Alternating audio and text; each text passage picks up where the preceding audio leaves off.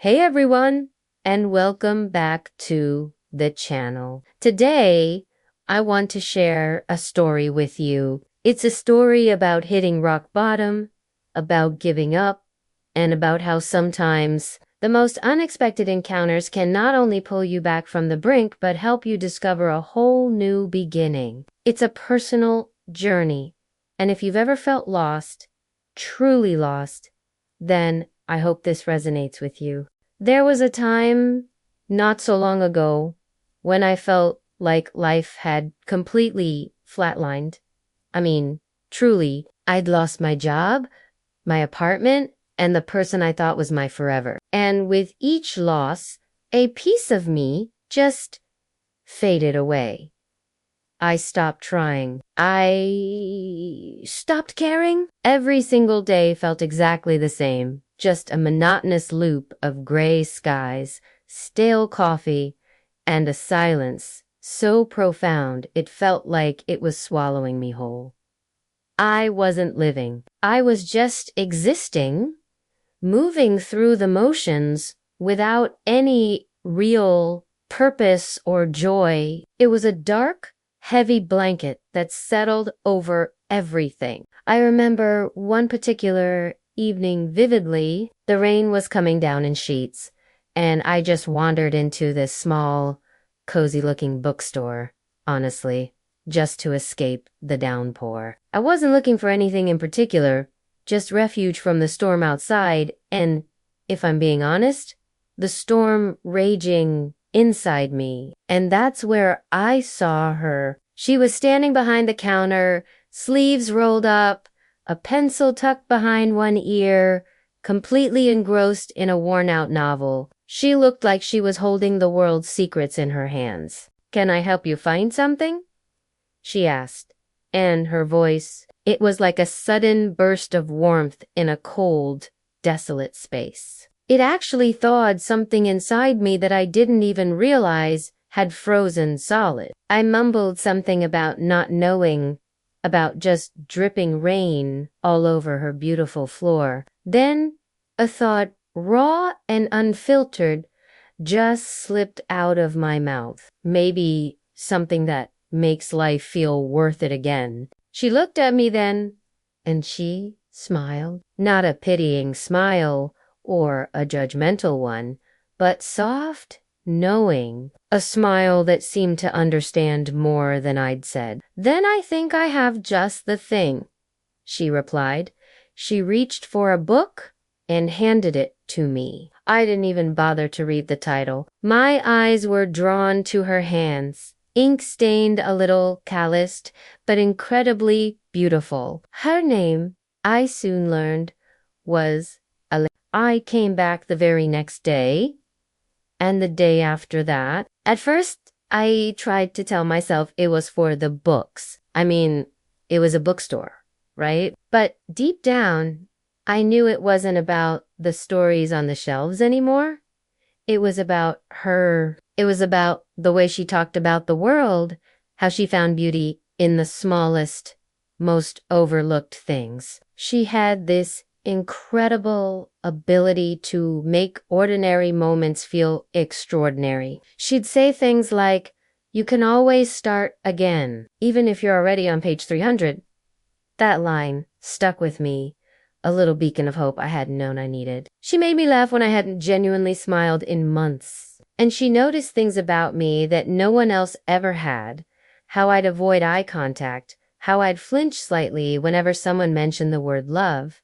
She saw past the tough exterior I'd built and peered right into the vulnerable, hurting person underneath. One afternoon, as I was getting ready to leave, she said something very quietly that hit me like a ton of bricks. "You don't have to disappear to start over."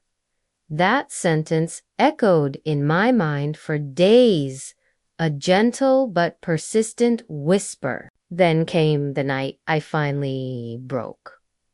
The dam just burst. I found myself back at her bookstore after closing hours, tears streaming down my face. I remember confessing, "I don't know what I'm doing anymore. I feel like everything I touch just falls apart." Elena didn't say a word. She just opened her arms, and for the first time in what felt like an eternity, I let someone hold me while I fell completely, utterly apart. She whispered, "You don't have to fix everything tonight. Just breathe. Just stay." That night, she made me tea. We sat on the floor, surrounded by piles of books under the soft glow of the lamps. And she told me her own story about losing her sister years ago and how she too had almost given up on everything. But then I realized, she said, her voice soft but firm, pain doesn't mean you're broken. It just means you've been alive. And in that moment, surrounded by stories and silence, for the first time, I truly believed her. Weeks turned into months, and the bookstore became my sanctuary, my refuge. We'd talk for hours after closing, sharing favorite lines from novels, playfully arguing about endings, and just losing ourselves in conversation. Sometimes she'd play soft music while she organized the shelves, and I'd just watch her. She'd dance quietly between the aisles, almost like light itself was following her, illuminating everything she touched. It was captivating. One day, she handed me a book, and tucked inside, I found a note.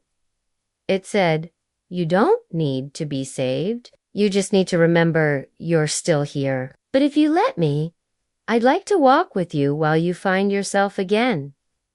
My heart was pounding as I looked up at her. "Are you saying what I think you're saying?" I asked, barely a whisper.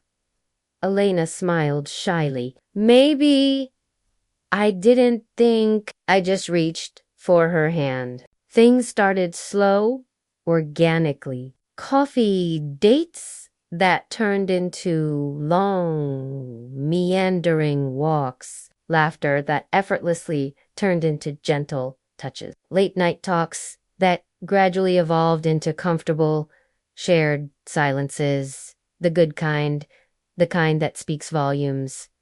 She never rushed me, never pushed me. She just showed up consistently every single day until the world slowly but surely stopped feeling so impossibly heavy. One evening, we were sitting on the rooftop right above the bookstore, watching the sunset paint the sky in hues of orange and purple.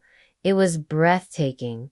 "Do you still feel like giving up?" she asked, her voice soft against the backdrop of the city fading into dusk. I thought about it for a moment, truly reflecting.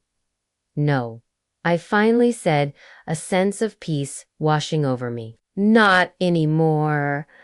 I think I just needed someone to remind me why I shouldn't."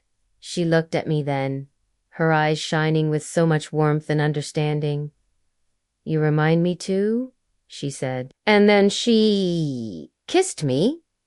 It wasn't dramatic or cinematic. It was quiet, gentle, and incredibly real. It felt like a promise that the worst was truly over. Months later, I landed a new job teaching art at a local school. Something I'd always loved but had pushed aside. I moved into an apartment that was finally filled with color and light, and, of course, books. And every single morning, Elena would leave little notes for me, hidden inside the pages of the books I was reading. Sweet reminders like, "You're doing better than you think." Sometimes I'd visit her in the shop, pretending to browse, and she'd wink and ask, "Find anything worth living for yet?" And I'd smile, a genuine, heartfelt smile, and say, "Yeah, I did," because I truly, genuinely had. This story, my story, is a testament to the fact that even when you feel completely lost, when you've given up on everything, there's always a chance for a new beginning. Sometimes that beginning comes in the form of a kind stranger, a quiet bookstore, or just a single, powerful sentence. It reminds us that pain isn't the end. It's a part of being alive, and it can open the door to unexpected beauty and connection. If you resonated with this story, or if you've ever found your own unexpected source of hope, please share your thoughts in the comments below. I'd love to hear from you. And if you enjoyed this video, don't forget to give it a big thumbs up, subscribe to the channel for more stories and insights, and hit that notification bell so you don't miss out on our next upload. Thanks for watching, and remember, you are always worth finding your way back.